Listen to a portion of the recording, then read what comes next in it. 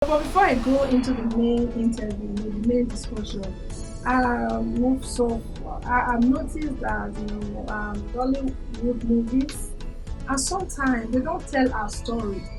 Well, a lot of factors are involved. Let's start with the usual situations that we find ourselves.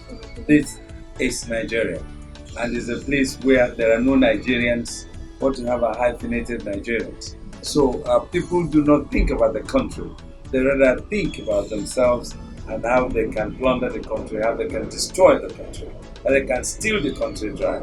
You have an industry where people got into the industry as a hustling environment. They didn't get into the industry because they're professionals who are trained. They got into the industry because they're hustlers. They're looking for something to eat. All right.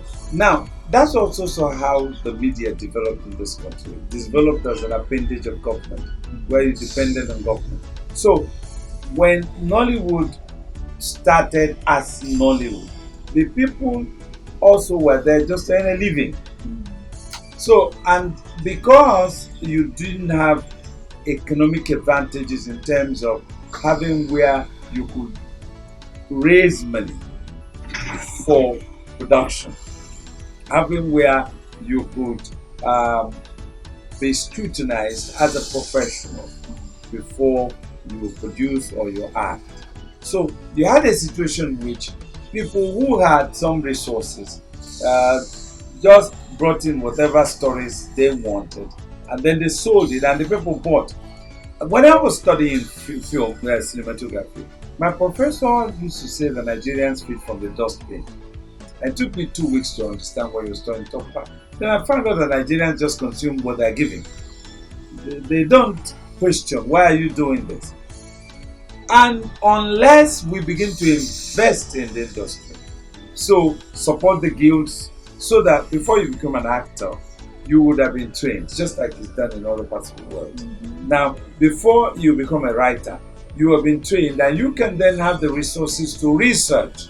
For instance, I have a script I wrote for 14 years, and that's about this country from the 16th century to the 21st century. And then I need a whole lot of money to produce it, because we shot in about 7 to 10 states, and that's a lot of money, and it will take more than 150 characters. Okay, so but I haven't produced it because I do not have the money to produce it.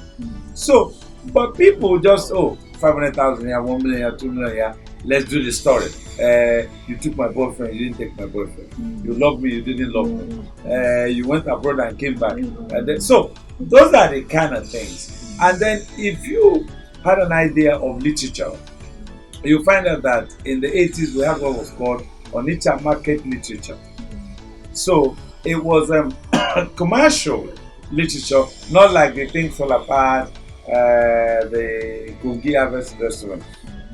But these are stories about Adama went to see the boyfriend. Adama became pregnant, and all those kind of things.